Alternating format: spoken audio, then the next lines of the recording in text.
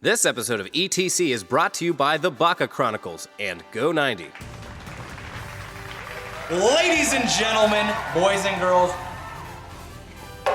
Minecraft babies of all ages, we started a show on ETC this year, a little show, and it was called the Totally Uninformed Gaming Show, aka TUGGIES.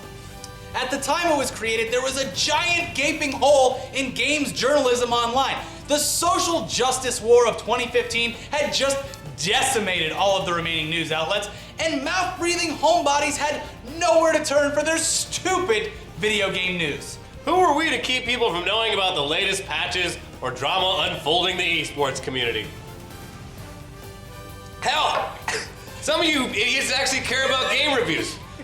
Now, despite our complete lack of knowledge, and the fact that none of us care about any of this garbage at all, outside of just playing video games like a normal person, we decided to see if we could trick all of you morons into thinking that we knew what we were talking about. And I guess it worked. This show, despite being canceled numerous times, despite almost costing us our jobs numerous times, and again, despite the fact that we have no idea what the hell we're talking about,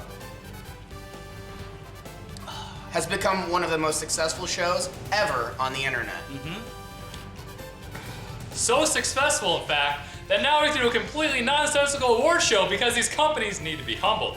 They bring in billions of dollars, with a B, every year, and no one has the balls to say, your game sucks. Sure, we can critique the 1% for ruining the middle class, but we can't tell David Vonderhaar that Black Ops 3 is a waste of time? I don't want to live in that world. Neither do I, Shibby. So here we are, we made it! The first annual Worst in Video Game Awards. Woo! It's called the TUGGIES, baby. And if this show doesn't get us canceled or fired, I don't know what will. So without further ado, here we go!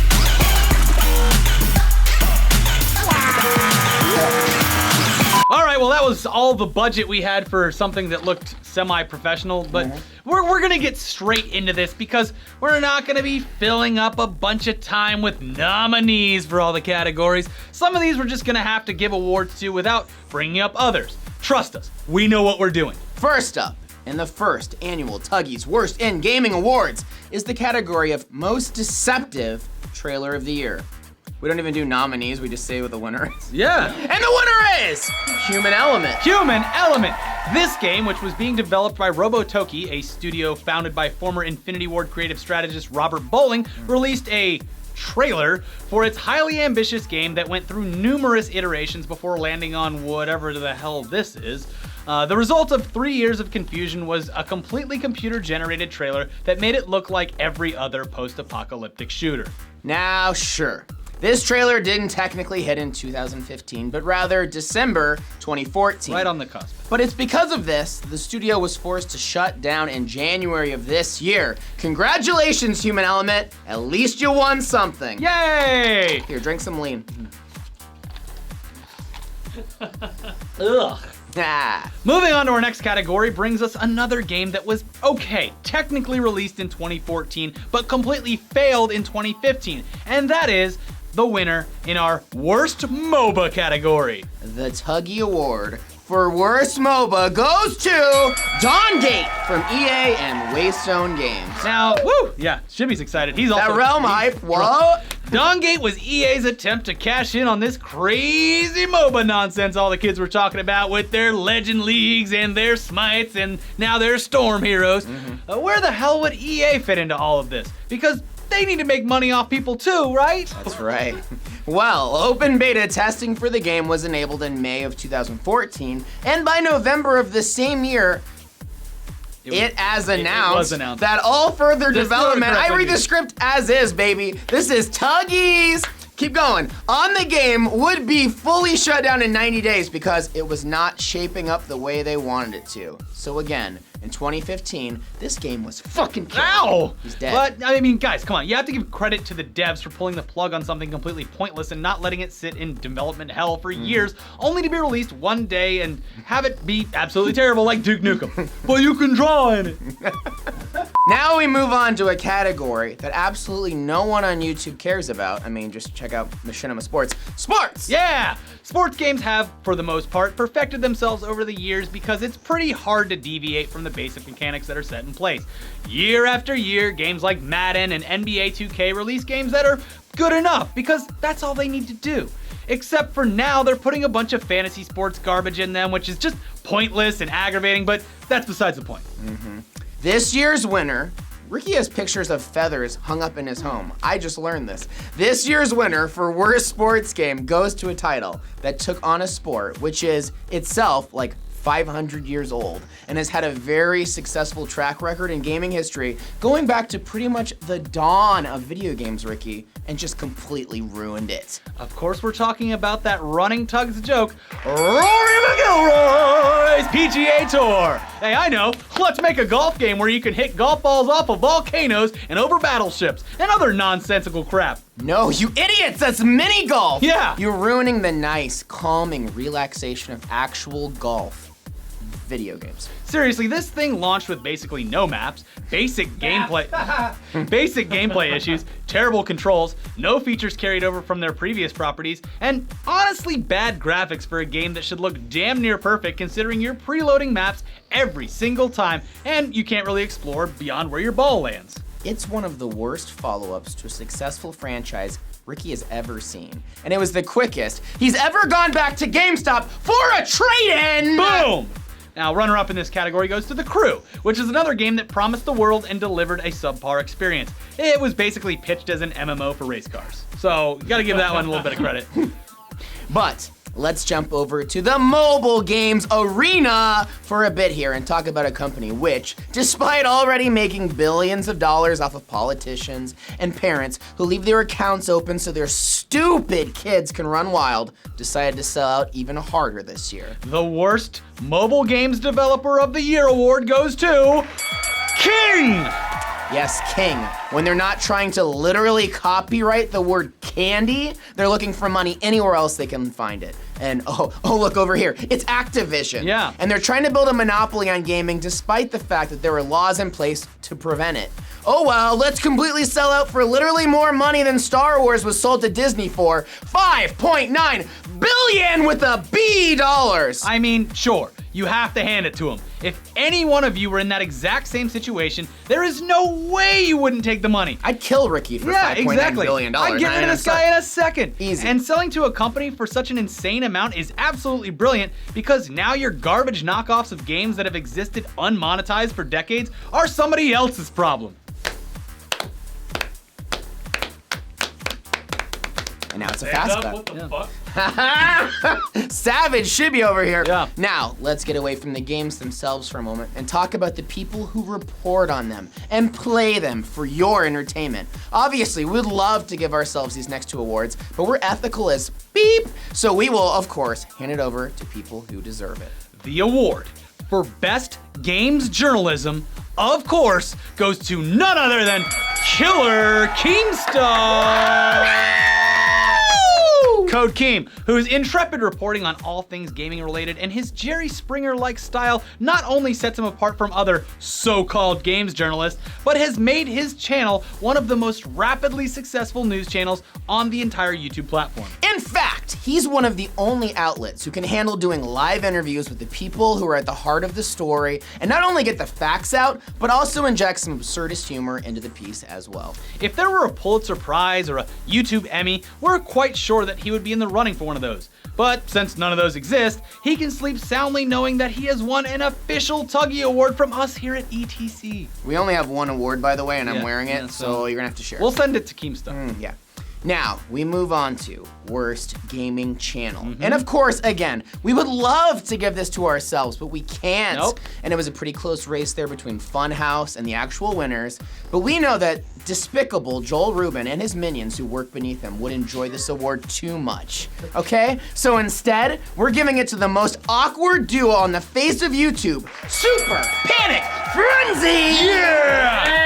Woo! Steven Suptic and Raina Scully have literally started from nothing this year. You know, aside from their own wildly successful personal gaming channels, and launched an incredibly successful channel under SourceFed called Super Panic Frenzy, where Reina talks about weird Japanese garbage, and Suptic lets his overbearing awkwardness get the best of him in almost every episode. That's right. Of course, we are joking, Yeah. and we love them both very much, and their channel is actually incredible. Just like Funhouse, Yeah. these are two actually entertaining YouTube gaming channels who don't rely on stupid, garbage content to fill their sub boxes. Go subscribe to them both, even though neither of them need our help to get people to watch. Although, Spool hasn't returned our calls for months. Screw you, Spool! What, are you too famous for us now? Oh my god! A little too big for his britches. I get it. So yes, these past two awards have been positive. Big deal. It's our show, and we can do what we want. Where's the alcohol? Here. Now, come on. I go to the source. Now, let's get back into the sewers and give away some more worst awards because we are slowly getting down to the nitty gritty. But before that, hey, let's take a commercial break. Yeah, that would make it seem like a real show. Oh, hello there. You caught me listening to a few of my favorite tunes. Hello everybody, welcome to my wife's junk. Today I have, drum roll please, the legendary Sony Walkman. A Sony Walkman from my wife's private electronics collection signature series. This is a portable CD player. That's compact disc technology, folks. This, for the first time ever, allowed people, since the caveman days, essentially, to harness the power of music. Now I want to share with you some of the features on this thing because I think you're going to be very, very, very impressed. We have the stop button, we have a pause button. This has a volume control, no skip technology. This has the AM/FM stereo. That's right, stereo. You're hearing these tunes out of both ears. This is digital tuning. Now, gone are the days where you're fiddling with a dial, trying to get that little red line to align perfectly with the numbers, right? You can actually click through a digital display and find exactly the radio station you want. So let me just show you how the CD feature here works.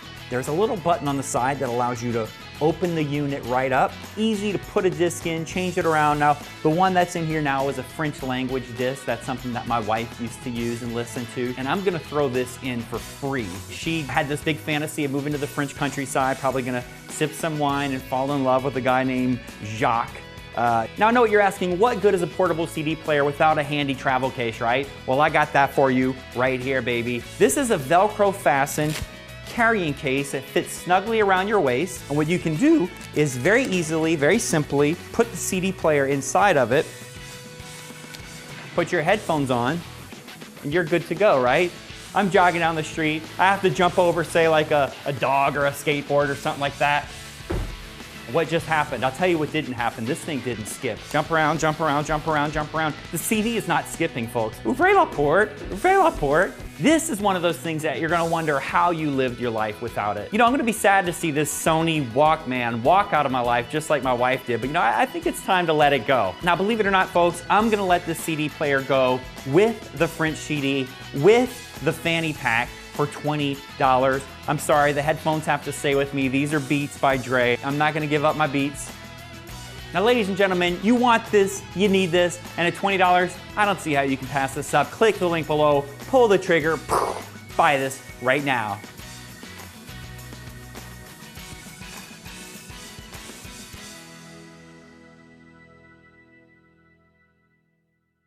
Need your cup? No, we don't need anything. We don't need anything, son. Here, I like how you're double cupping. Drink that, fam. Like that I lean. didn't want to leak it. I don't want to. Get out of here! Yeah, you're not ready yet. It's not time yet. That is, his part is gonna be just nonsense. I'm too drunk to do anything. Anyways, Woo! we're back. Sorry, that was the only advertiser we could find for this show, but that's fine. Anyways, where were we? Oh yeah, Video Game Awards. But the bad ones. Okay, Yeah. yeah. Okay, let's talk about DLC for a second. Yes, DLC for a AAA title is an inevitability at this point, and sometimes it can be done right. Cosmetic upgrades and additions to the game which have no actual effect on the content are usually fine. Sure. But recently, we've seen a rise in this whole season pass nonsense, which makes you fork over your bucks for something you know nothing about. Exactly. Which brings us to our winner for worst DLC of the year. And it should come as no surprise that the winner in this category is Batman Arkham Knight. PC Master Race problems aside, this game was actually pretty great on console, but the complete lack of worthwhile DLC attached to its very expensive season pass is why it's getting this reward. A few skins, a couple Batmobile variations, fine, sure, whatever. But the actual additional campaign content for this game is complete garbage. Oh, thanks a lot. You mean I get to play as Red Hood for an additional 15 minutes? Or Harley Quinn for a quest so simple it should be a training mission? Why don't you screw off with that bullshit and do it right? We want something more if we're investing in your game for the long haul. Hell, even Destiny did a better job with its DLC than this. And coming from us, that should say something. But guys, let's get Elliot in here to give away the Worst in Esports Award for 2015! Bum, ba, bum, ba, ba, bum, ba, bum, ba, ba. I had to like literally write as if I was Elliot.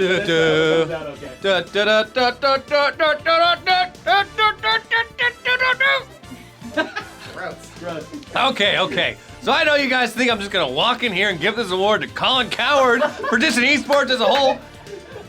But you're just flat out wrong. Because first of all, I love Colin Coward. I think his fight against booger eaters worldwide is completely justified. What I can't put up with though is drug use in professional sports. That's why this year's Worst in Esports Award goes to that dumbass, Semphis, who blew the lid off of that rampant use of Adderall within the esports community by running his big fat mouth during an interview where he said, "Yeah, we're all on it, you can hear it in the comms, dirt." What a booger eater. First of all, admitting to using drugs during a sporting event, shame. But then throwing your fellow athletes under the bus too? You freaking snitch. Double shame.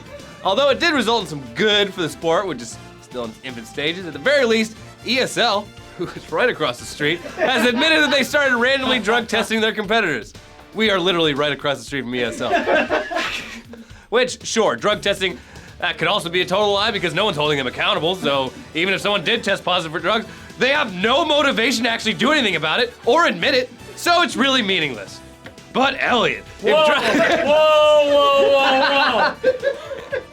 Whoa! It's my line. It's your line.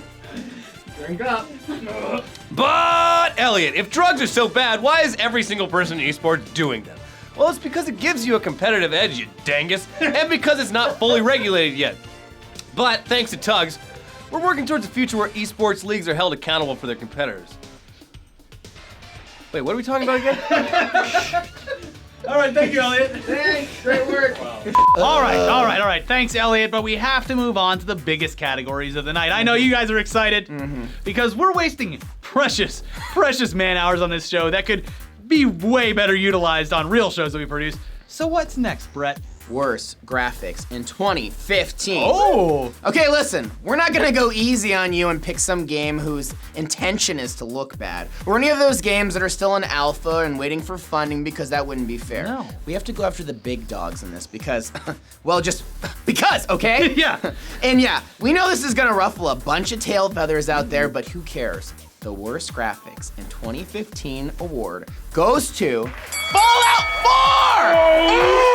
Roasted! Yeah, despite the fact that it's basically 2016 and you have a game out there whose graphical integrity is only held back by the processing power of your stupid console or your god tier PC, we still get crap like this. Something that looks like it came out 5 years ago and only ships with one measly map. Outrageous. NPCs don't know where to look, constantly walk into walls, their mouths aren't synced with their actual speech. It's brown, it's gross, and just Get with the times, Bethesda. Sure, the game offers one of the best single-player experiences this year. Oh, God. Guess what? The game offers you an incredible amount of freedom. Yeah. Sure, the game is different for pretty much any player who plays it. Sure, the crafting mode is amazing, and the things people have made so far belong in a museum. Sure, mods will make this thing look next level and open up a whole new aspect of the game. Sure, where? Guess what? Worst graphics, 2015, Fallout 4, get wrecked. Yep. Oh!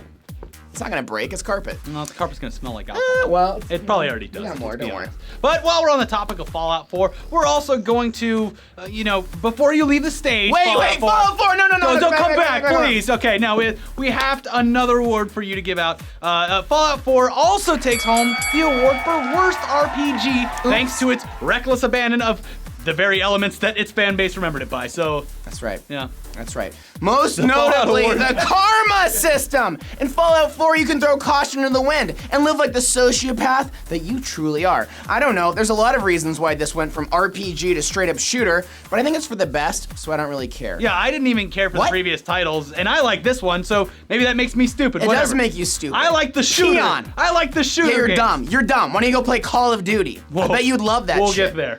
Beep. Yeah. Focus, guys. Let's focus. Audi. Ricky, we need to get through this. Yes. Okay? The next category is very important to everyone, Elliot, Tori, involved in this show. Not Chibi?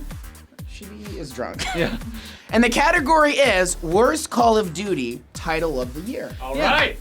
Oh, I'm I mean, excited. I don't know, Brett. It was a pretty close race this year, and it was truly a challenge to decide who would take this one home. But I guess when it comes down to it, we have to present this year's award for Worst Call of Duty Title of the Year to Call of Duty Black Ops 3 because it was the only one released, and also because of reasons. Yeah. Great! Now we can move on because I know you're gonna hate me for this one. But I get to pick the worst shooter of the year. And guess what? No! Don't do it, Brett! No! Oh yes, worst shooter of the year goes to Star Wars Battlefront!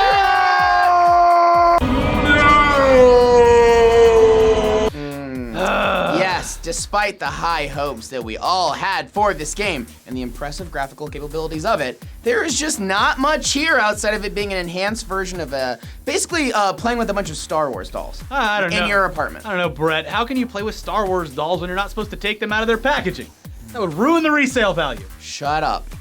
This thing shipped with basically a few maps. Sure, they're redone in different ways, but it's minimal at best. And there's nothing here that really stands out as far as game mechanics. It's a carbon copy of Battlefield, just skinned with Star Wars. And flying in this game is the opposite of intuitive. Maybe they can make this game worth it. I don't know, $30 once it's packaged with all the releases and sold as that Game of the Year edition. But unless you're a hardcore dark Star Wars fan, steer clear of this garbage, friends. My feelings are hurt, Brett. Damn. Yeah, well, boo-hoo your feelings, son. Let's give away the Worst Game of the Year award and get out of here so Shibby can review the entire year of 2015.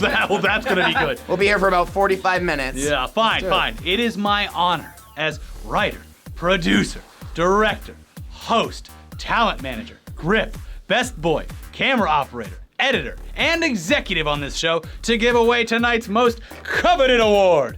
Worst Game of the Year! And this time, we're actually gonna show off the nominees, but I'll let you read those, Brett. Thank you, Ricky. Let's pretend we're at the Oscars, Ricky, okay? We're dressed up, we look nice. Yeah. The nominees I look nice. for worst, you've never looked nice in your life. The nominees for Worst Game of the Year are Fallout 4. They cut to him in his seat. It's like dog meat sitting in a chair.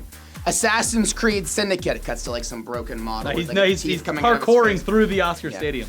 Batman Arkham Knight. Flies down, Batman's like flying through lands the level. next to Permissioner Gordon. I'm drunk. Halo 5, that other Master Chief looking guy who's like, Call of Duty, Black Ops 3, cuts to David Vonderhaar, he's like fucking drinking his drink, not even paying attention. Tomb Raider, cuts back to like, I don't know, I got nothing for this Angelina one. Jolie. Angelina Jolie. John Voight watching. Rock Band, Then Coldplay plays. Mario Maker. A bunch of kids are being I hate them. That game's actually good. Shut up! It's not your time yet! Yeah. And the winner for Worst Game of the Year on the TUGGIES, the Worst Game Award. The worst game of the year is Call of Duty Black Ops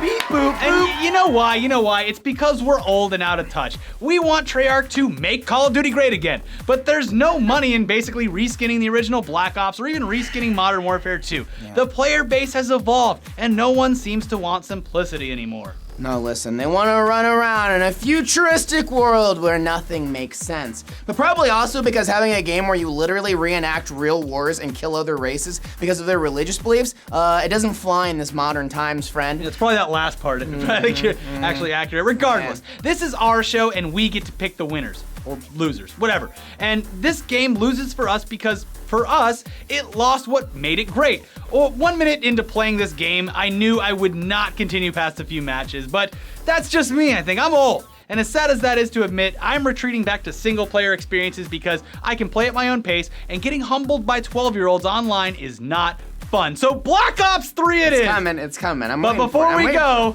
we're bringing in our resident TUGGS review expert, Shibby, to sum up 2015. Shibby, you've got 45 seconds, Shibby. Hold him to that. You've got 45 seconds. He thinks he's gonna talk for 5 minutes. This is my longest review yet. There's no way this happens in 45 Drink seconds. your lean and let's go. Where's your? You're too big. No, you have to actually like lean down. This Lean is so into it. stupid. Yeah. All right, let's go. Come on. Okay, here we go. Longest review yet. Oh boy. And final review of the year. Gaming in 2015 has been an eventful year. Let us pretend for 1 second. This is like hearing a valedictorian talk. That we're currently in the present, or like you, the viewer, in the future. But we're all in the past. Where games that sold for $60 actually had some content like the piece of the crap that came out this year, with publishers and developers then cutting that piece of crap in half and then selling it to you again as downloadable content. So pretend it's 2014, and we're blindly making predictions about 2015. You'd probably guess there'd be a Call of Duty, an Assassin's Creed, maybe a Batman game, a Battlefield game, the typical slew of sports games, maybe a shitty zombie game, sorry Garrison. And then whatever Nintendo is doing, though they're not really relevant anymore, and they definitely suck the Game Awards dick to get Best Shooter and Best Multiplayer award for Splatoon. Yeah, I digress. With those predictions, you'd be right about pretty much everything. Sure, there were surprise announcements, like Final Fantasy VII and Shenmue 3. Yeah. But for all you non-Spurg lords jerking to hentai Crunchyroll, you probably don't give a crap like us. Cloud Strife going to Super Smash. Who cares? The saddest thing about 2015 is in what universe does Call of Duty Black Ops 3, sorry guys, actually provide the most comprehensive package for $60. You get the zombies, co-op, actual campaign, and multiplayer. And on the other hand, we can thank Star Wars Battlefront and Rainbow Six Siege for messing everything up.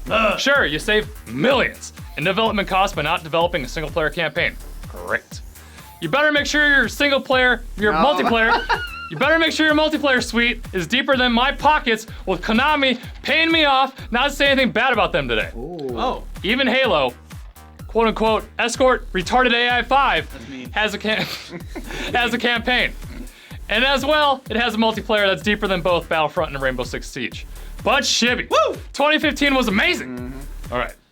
Consider a completely broken AAA $60 release like Tony Hawk Pro Skater 5 can legally be released in 2015, ruined.